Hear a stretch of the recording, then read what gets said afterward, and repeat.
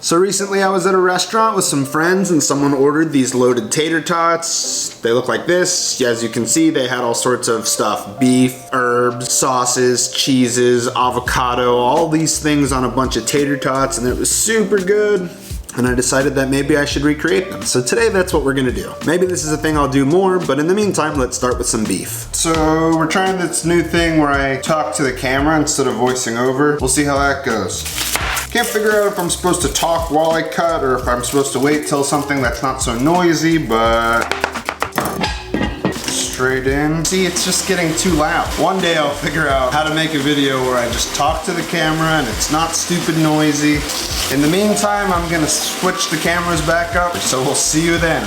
Thank you for indulging me on that. Hopefully you're still watching the video. 5-second recap is that I cut up 2 onions, threw them in a pot with some oil and salt, and now I'm just stirring them and cooking them while I talk to my mom on the phone. Cooked that down for a little while, then threw in a whole head of garlic, continued cooking that. The tots that I'm recreating kind of had Mexican flavor, so I grabbed some Chipotles and Adobo that never wanted to come into focus. Luckily, we have a B camera. Okay, so quick talk about braising sauces. I almost never follow a recipe. I will write everything out that I did in the description down below, but I'm just kind of making this up as I go and trying to find things that I need to use up. Perfect example, I didn't have any stock on hand, so I just threw in the rest of this braising sauce from my video last week and then added some water to give it a little bit more volume, and then we're just gonna blend that up with a hand blender. Didn't really care about getting it super smooth, and that simple sauce is all I did for this. We're just gonna set that to the side, set up the cast iron, and let's talk about the meat. I couldn't remember exactly what the meat was on the tots that I'm recreating, but I figured short rib was a good guess, plus they're really cheap, so we threw a bunch of salt on those, and then we're gonna sear them off on every side until you get a really nice crust going all the way around it. Voila! In view, a humble vaudevillian veteran. I can't help myself. I love V for Vendetta, and I know that whole speech. Here's some really pretty looking short ribs that are all seared off now. Those are going straight into the pot, then we're gonna pour the fat out of the pan into the sauce, because I don't really like throwing stuff away. This is getting a lid on top, going into a 350-degree oven for about 3 hours, and then I took the lid off and finished under the broiler for just about 10 minutes. Here's the end result. It's super tender, yet has a nice char on it. The bones will slide straight out, and it's super easy to shred up with a couple of forks, or you could just use your hand, but mine was still really hot and I didn't feel like burning my hands. So when making these longer videos where it's just one component, I kind of gloss over some of the details of how to slow cook meat and sauces. If that's something you're interested in learning more about, let me know in the comments and I'll make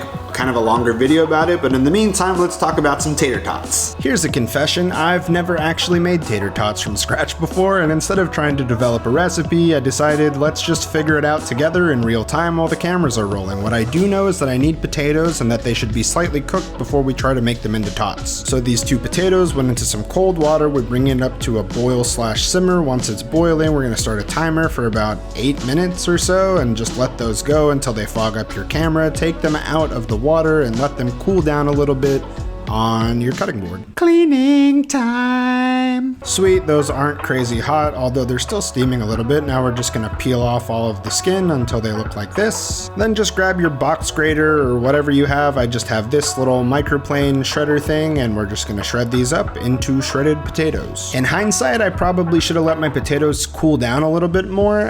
While they cool, they're also gonna release steam and therefore dry out a little bit, but in any case, I threw all of my potatoes into a towel and just squeezed the living daylights out of it to try to get any extra moisture out of it. Now we have a great ball of potatoes. Am I hearing a competitor to pickleball? No, that's going into a bowl or maybe a bigger bowl. Now we're just gonna starch and season our potatoes. You could use flour, but I'm using potato starch. It just seemed natural with potatoes. So then we're also gonna throw in garlic powder, onion powder, smoked paprika, and salt. Just measure with your heart and don't think too much about it. Toss all of that together so that it's evenly dispersed. Don't be afraid to get your hands messy here. It'll really help mix everything in evenly together. And now once they're looking like this, let's talk about molding. My first thought was to take my smallest biscuit cutter and use that to form my tots. Only problem was this little biscuit cutter is still not all that small, and then when we take it out, we have these giant tater tots. Like, I'm sure they'd still be good, but look at that. It's just too big. Like, I just couldn't do it. Scrapping that idea, it was time to take those potatoes, throw them back in the bowl, put my thinking cap on, and I had a brain blast to make a roulade. A roulade involves wrapping things in saran wrap to give it a nice cylindrical shape. It helps to wet the countertops so that the saran wrap sticks. We're gonna plop the potatoes on into a nice and neat row. And look, I get it, I understand. This is not the most simple solution to probably a pretty simple problem, but I didn't really want to add any more binders or flour or more potato starch, and this was kind of a cool idea in my head, and I don't know, I just kind of like to problem solve like this. So we're just rolling this into a log, trying to get it as even as possible, and once it gets nice like that, I'm just gonna roll it up, kind of roll it out to make sure everybody's nice and even. Stuff in the sides a little bit so that it doesn't taper off too much. You can do this little twirly thing if you want, and then I'm actually going to freeze these until they're solid, which only took like maybe 45 minutes or an hour, but those are going into the freezer. Now they're super rock hard. At this point, it was just a matter of unrolling it and cutting them into nice little even toddy boys, which was really cool because I could just throw them back into the freezer and fry these off at any point. As usual, this is going into peanut oil at 350 in small batches. You don't want to overcrowd your pot. It will bubble up and get messy and burn you and burn your house down. Don't do that. It's not safe, but you want to just throw them into the oil.